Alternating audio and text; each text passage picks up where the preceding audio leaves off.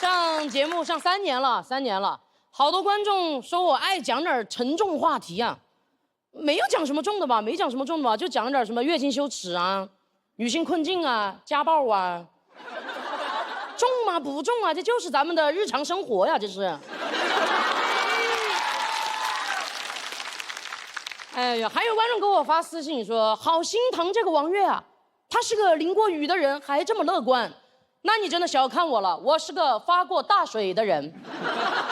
我老家真的小的时候年年发一次大水，你来你也乐观，但是现在已经治理好了，只是我们那边的楼房上会有一些水位线，每个来过我们县城的人都知道，这个地方曾经水很深。我给大家隆重介绍一下我的家乡啊，四川渠县，水到渠成的渠。你感觉大水不来，我们县城没名字。我们县城唯一的景点，它叫龙王庙。大水来了都不知道往哪里去，一看这儿有个龙王庙，兄弟们冲啊冲啊！但这里也是中国的黄花之乡啊，就是那个黄花菜都凉了的那个黄花。每年发大水的时候，满城都飘着黄花，好壮烈啊，好浪漫啊！所以我故事里的小黄花从我出生那年就飘着。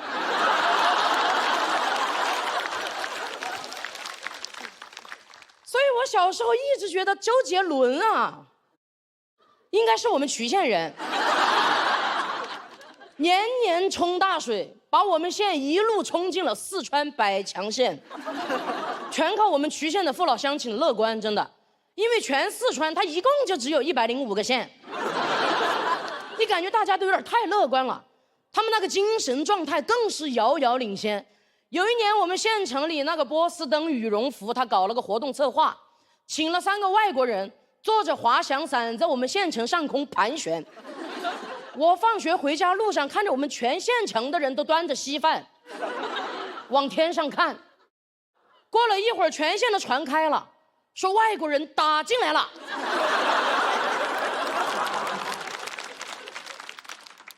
全部端着稀饭跟着那3个外国人跑啊，要看他们降落在哪里，说去直接捣毁他们的老巢。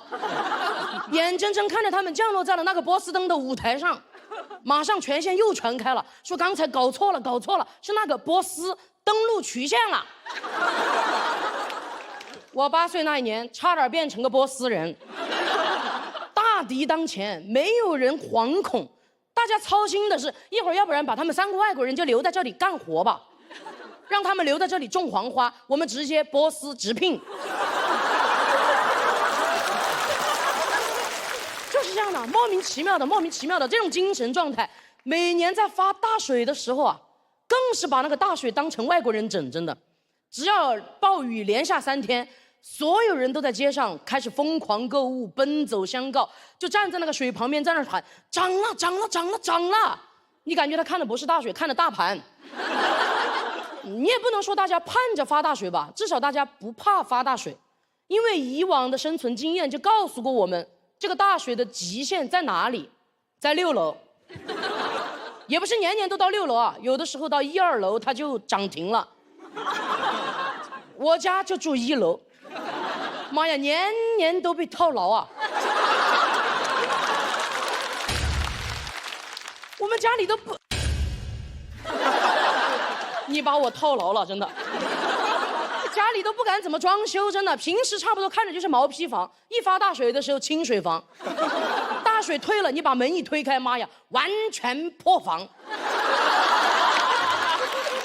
每年楼层低的人，你就得抓紧时间，赶紧往楼上搬。我从小就学会了向上社交。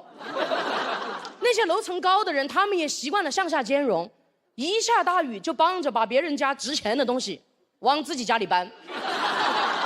每次搬出来第一样东西那就是麻将桌，然后是电视机、电冰箱、老人，也就是我奶奶。大水都淹到膝盖了，她还坐在那个藤椅上，一边泡脚一边骂。等大家把东西全部都搬上去了，把她连人带椅子的往楼上搬，你才搞懂她在骂什么。她骂你把她麻将桌给她搬走了。在他和麻将桌中间居然隔了电视机和电冰箱，他这辈子没跟麻将桌分开过那么久，真的。就大水涨上来，楼层高的人也开始断舍离，把自己家里平时就需要搬下楼才扔得了的东西，开始直接往水里扔。我也顺手就把我书包扔了。知识就应该在海洋里。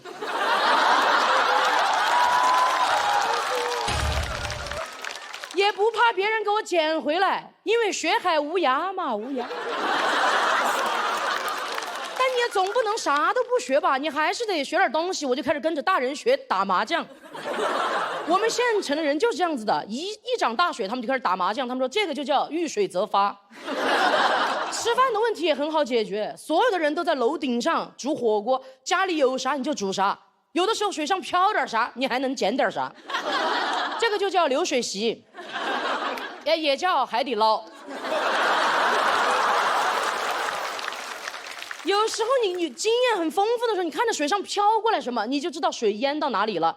飘着黄花菜，你就知道黄花场被淹了。你飘过来一个县长，你就知道县长被他家里面的人断舍离了。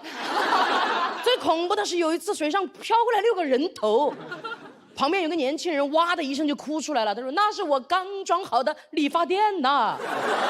然后楼顶上所有人七嘴八舌开始安慰他，说没事，人没事就好了，你推子剪子都带了的吧，来先把我的头给我剪了，在这里我就能洗头。大家就这么互相打趣互相鼓励的等着那个大水退下去，然后自发的跟着救援人员一起去打扫淤泥清理残局。总感觉家里面好像有点空空的，然后想起来哦，奶奶忘了搬下来了啊。然后大街上那些被断舍离了的东西又被所有人挑挑拣拣的选回来，县长也走回来了，还带了几个别的县的县长，说要开个大会研究一下怎么抗洪。很快所有人的生活又恢复到从前，整个县城的人又开始打麻将吃火锅喝稀饭。我们那儿的人真的很喜欢喝稀饭，因为水多，所以稀饭依然特别的稀。所以我跟你们说真的，周杰伦绝对是曲线人，他有张专辑就叫《范特西》，他还有一张专辑叫《依然范特西》。大水给我们这个县城留下的唯一痕迹就是楼房上会多出来一道水位线，他走的时候会带走满城都飘着的黄花和所有人的忧愁。我是好多年过后我才无意之间发现，黄花居然有另外一个名字，它也叫做忘忧草。我觉得忘忧草之神会保佑每一个漂泊在外的衢县孩子，我和周杰伦。因为周杰伦跟我一样乐观，他那首飘着小黄花的歌居然不叫发大水，叫晴天。谢谢大家，谢谢大家，我是王宇，谢谢。谢谢王悦。喜欢王悦这段表演的观众朋友，千万不要忘记为他投票，请锁票。你虽然自己调侃自己说这话题都重了，这段其实也不轻啊，处理的还是蛮巧妙的，尤其是对周杰伦的多次使用，轻松一些嘛，轻松一些。他毕竟是老乡嘛，应该不会介意。老乡见老乡，一起水汪汪哈。我特别喜欢，王悦这次的这个结尾也都很好，就忘忧草，以及整个那个留在天台的老奶奶等等的，这个真好。现在已经搬下来了。因为去过四川，见识过四川人身上自带的那种松弛感，那种释然放松，跟这片能翻过去就翻过去了那种，让人特别敬佩的那个不太一样的精神。它这个画面感特别的丰富啊，而且它这边有动态有静态，还有这个就是老奶奶用的好，我觉得里边那个县长我特别喜欢，就是水上飘过一个县长，我觉得本身就是一个电影的名字啊，就是你会想象这个县长怎么这么勇敢，完就后来又带回来几个县长，然后去开大会，等于这个县长这个头最后还接上了啊，我觉得还是一个非常有心思的一个作品，它有点像个散文。对对对，而且它这个散文里边有叙事，有情绪，有人物，有画面，我觉得确实是非常非常丰富啊。我觉得周杰伦也会很喜欢。庄老师说的特别，因为从文学性角度来讲，您这个很过硬，但是吧，我个人就感觉他。我说两句我的拙见啊，我可能这用词不当啊，就是甚至让我能听出很多美感。对，当然它确实不是一个好的事情嘛，但是您用这种特别乐观的精神把它表述的让我们觉得很美。然后，但是呢，它就是可能是因为题材原因，它没有那种特别爆炸的那种，让人觉得啊，还有这个，可能这事儿确实不好往里加，是吧？不是那种毫无负担的大笑。对，处理这个题材的时候也想了很多，但是我就是尽量还原我小时候记忆里面的那个画面吧，因为在小孩的眼里面。就是一涨大水，他就可以放假了，所以把所有这种抗洪的压力，其实都给到了政府，给到了所有的这些救援人员上面。所以我尽量还原一个小朋友的视角里面，他还是比较有一些小的趣事儿。前几天我刚知道黄花有另外一个名字叫忘忧草，所以我特别想讲这一篇。我觉得刚刚大家表达了很多焦虑也好，想被别人认可也好，所有的东西，我的这个忘忧草可以把大家的这个忧愁的东西全部给你们带走。其实我觉得大家都可以去我老家看一看，真的，谢谢大家，谢谢大家。